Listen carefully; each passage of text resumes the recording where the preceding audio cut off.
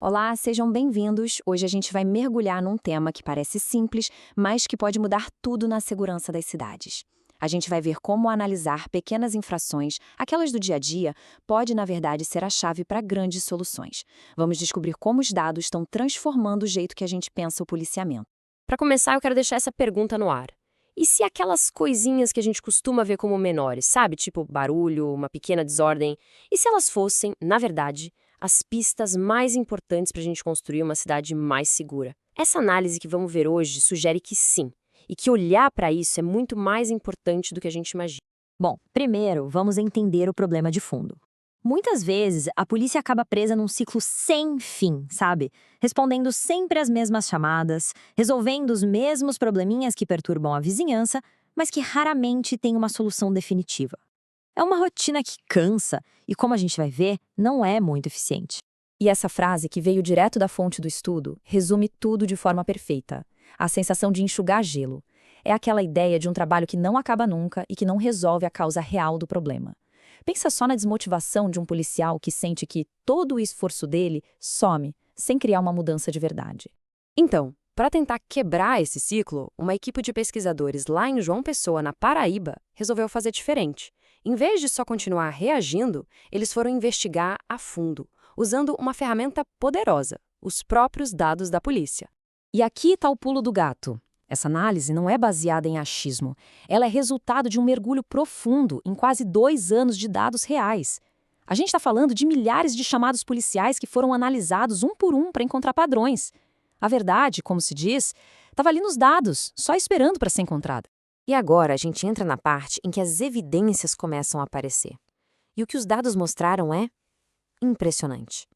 A desordem não acontece por acaso, ela tem um lugar, hora e um motivo bem claro para acontecer.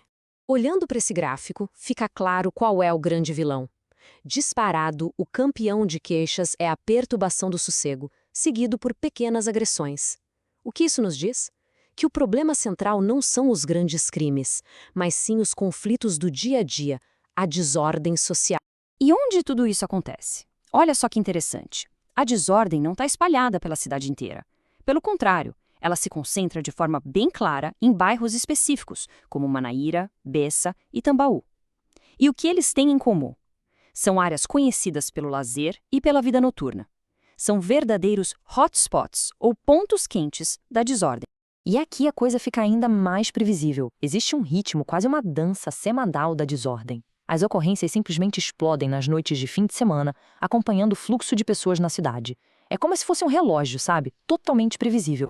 E dá para ser ainda mais exato. A grande maioria das chamadas se concentra nessa janela de 4 horas, das 7 às 11 da noite. Esse é o horário nobre da confusão. O momento em que as pessoas saem para se divertir e relaxar, e isso acaba criando o cenário perfeito para os conflitos. Ok, a gente já viu os padrões, o que, onde e quando. Mas por quê? Por que eles existem? Agora a gente vai um pouco mais fundo.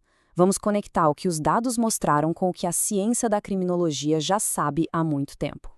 E a explicação pode estar aqui, na teoria das atividades rotineiras. Pensem nesse triângulo do crime. Para um problema acontecer, a gente precisa de 3 coisas juntas, no mesmo lugar e na mesma hora. Alguém disposto a causar o problema, um alvo vulnerável e, crucial, a falta de proteção de um guardião. Aqueles bairros que a gente viu são lugares onde toda semana esses 3 elementos se encontram. Isso nos ajuda a entender uma diferença importante. Lugares como Manaíra e Bessa não são ruins por natureza. Eles são o que a gente chama de geradores de crime. Pensa num shopping. Atrai muita gente para fazer compras e essa muvuca toda pode criar oportunidade para um furto. Já um atrator de crime é diferente. É um lugar que já tem a fama de ser problemático e por isso atrai gente que já está procurando confusão. Certo. Com todo esse conhecimento em mãos, a pergunta é: como a gente sai do ciclo de enxugar gelo? Agora vamos ver como essa análise toda aponta para uma estratégia muito mais inteligente, focada em prevenir o problema antes que ele aconteça. Esse gráfico aqui é muito revelador. Olha só, quase 70% das chamadas são resolvidas ali na hora, no local ou com uma simples ronda. Só uma pequena parte vira um processo mais sério. Isso mostra que a polícia age mais como uma mediadora, apagando pequenos incêndios. Então, a grande questão é: como a gente pode evitar que o fogo comece? E a resposta, segundo o estudo, está numa estratégia proativa. baseada em tudo que a gente viu. É um plano de 3 passos bem claros. Focar o policiamento nos lugares e horários certos, trabalhar em parceria com outros órgãos da cidade e, o mais importante, investir na prevenção situacional, ou seja, mudar o ambiente para dificultar o problema. E na prática, o que isso significa? Significa que, em vez de esperar ligação, a polícia pode estar presente nos pontos quentes antes das 7 da noite de uma sexta-feira. Significa trabalhar junto com a prefeitura para fiscalizar o som alto dos bares, melhorar a iluminação da rua e conversar com os donos dos comércios para que eles ajudem a manter a ordem. São pequenas mudanças que, juntas, fazem uma diferença enorme. E para fechar, essa análise nos deixa com essa reflexão poderosa.